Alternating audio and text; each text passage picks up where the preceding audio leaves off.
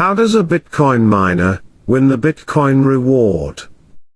If you are into Bitcoin mining, you would want to know if the process of Bitcoin mining is actually worth your investment or not. Many want to enter Bitcoin mining for the Bitcoin reward. Of course, some are curious about the whole process of mining and want to know the details. So, we decided to make a separate video to tell the exact process of how the Bitcoin reward is won. We have gone into a lot of details so that you are absolutely clear about this process. I hope it helps you to evaluate your options. Bitcoin mining solves two major functions.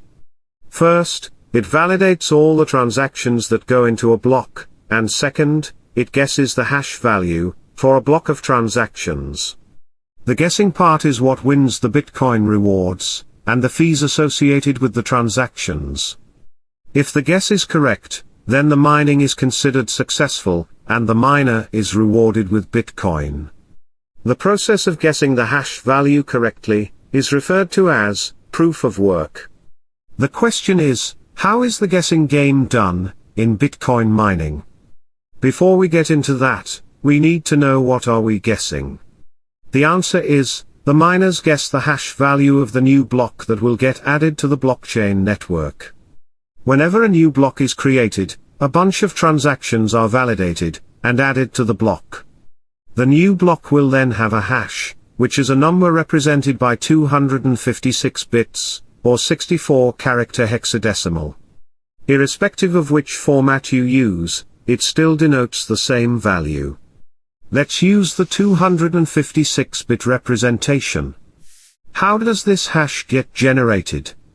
That's done by a cryptographic hash function, that's called SHA-256, which generates this number when you give a specific input. The input here is the list of all the transactions that become part of the block, and its details. The other parameters that control the hash output is given in the block header. More about the block header later. Let's take an example of how this may actually happen. We know the hash output for this data, using SHA-256 cryptographic function, is a certain 256-bit value. Now, the job of the miner is to guess what the value is. To be accurate, the goal of the miner is to guess a hash value that is less than the hash of the block. You may ask, isn't there any other better way, other than guessing? The answer is no. It's because of two reasons. First, the cryptographic functions are one-way encoding algorithms.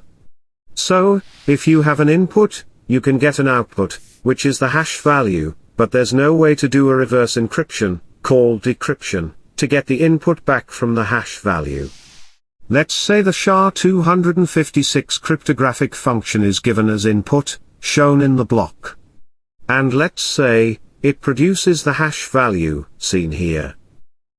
Yes, that's a 256-bit number. This can also be expressed in hexadecimal format, which will then be 64 characters. If you change even one character in the input, then the hash value will change completely. Let's try to make just one change, where the transaction, T1 changes to, A paid B, $101. Everything else remains exactly the same. Let's see how the hash value will change. And let's say, it produces a new hash value shown here. The hash value, for a change of one single character, in the transaction, is so different from the previous hash value. Take a look. Now, let's push all this cryptographic details aside, and just think of a simple explanation. Let's say two friends A and B play a game of guessing the number on the other person's head. Let's start with A guessing what's there on B's mind. The condition for B is, the number should be below 100. If that's the case, the maximum number of guesses that A needs to do is 99.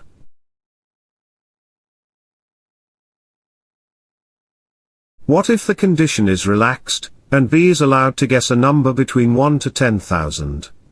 Now, A may take up to a maximum of 9,999 guesses before he comes up with the right answer. In cryptography, which uses SHA-256 algorithm, the numbers can be between 0 to 2 power 256, minus 1. What is 2 power 256? It's hard to express this. Let's look at some initial values of the powers of 2. We know 2 power 0 is 1, 2 power 1 is 2, 2 power 2 is 4, and let's keep it going. We'll stop every now and then. That's 2 power 8, and it is 256. Let's continue. That's 2 power 16, and it is 65,536. Let's continue again.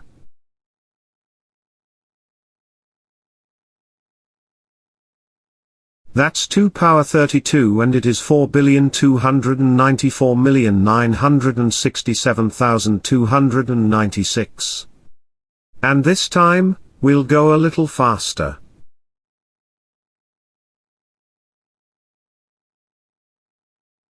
That's 2 power 64, and the value is 184467440737095511616. Okay, let's stop here. You can see that by the time you get to 2 power 32, you are in billions, and when you get 2 power 64, you are in quintillions, which is a billion times billion. You can only imagine how long a number 2 power 256 will be. Let's accept that it's a ridiculously large number. The idea of guessing this hash can theoretically involve doing iterations of the same order. However, in reality, the difficulty level is adjusted, and it can be much lower than 2 power 256. It's controlled by a parameter called mining difficulty. The objective of the mining process is to keep guessing this number in as many tries as possible until you arrive at it.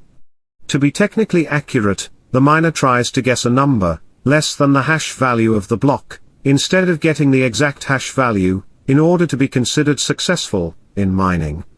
So, successful mining requires making several guesses in the shortest time, and this requires a lot of computational power, and involves high costs. So, in many cases, the cost of mining makes the Bitcoin mining process less and less attractive. You may wonder now who controls the mining difficulty, and how do we guess the hash value? What does it even mean? To understand this, we need to look at the block's header. Let's do that. But, what is exactly in the block's header? Well, let's look at the structure of the block header. We are going to explain two of the important parameters that are related to Bitcoin mining. The first one is the field known as difficulty target. The mining difficulty is set using this parameter. If this field is low, then the value of the hash generated by the algorithm will be very high. It becomes easy to guess a lower number compared to the target hash. The second field is nonce. This is another key field used in Bitcoin mining. The value is continuously modified until the hash is guessed by the miner. Let's look at what happens during guessing for the target hash. The nonce is appended to the transaction details, and then given as the input to the SHA-256 cryptographic function, which then returns the hash value. This value is compared to the target hash, and if the hash value returned is less than the target hash, then the mining is considered successful. Let me explain this with the help of a theoretical example. Let's assume the data itself is a string, transaction info. This is what the miner will do. Start the nonce counter with a value of say, 1. If the nonce is appended to the data, then it becomes transaction info 1. This becomes the input for the cryptographic function, and the hash value is generated.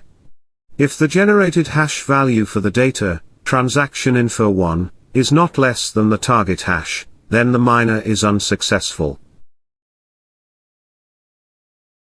So, the nonce value is increased 1 by 1. The next inputs will be transaction info 2, transaction info 3, transaction info 4, and so on. Hash will be generated for each input, until it's found, one of them is below the target value, and the mining process becomes a success. The computational power of the miner, or the collection of miners, will determine how many iterations of the hashing can be done. At the current difficulty in the Bitcoin network, miners have to try quadrillions of times before finding a nonce that results in a low enough block hash. Each iteration is a guess by the miner in coming up with the right hash. Hence, the higher the computational power, the better the chances of coming up with the right answer. The other miners can now take the key that created the correct hash. The verification process is very simple. All the rest of the miners have to do is just add the correct nonce to the transaction details and generate the hash.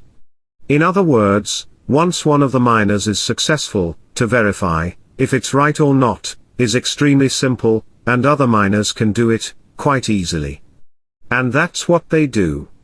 Once the other miners accept the solution, the block gets created and added to the blockchain. And then, the new block gets added to each and every computer on the blockchain network, and the process of mining for the next block starts all over again. I hope this detailed explanation helped you to decipher the inner workings of Bitcoin mining. Thanks for watching.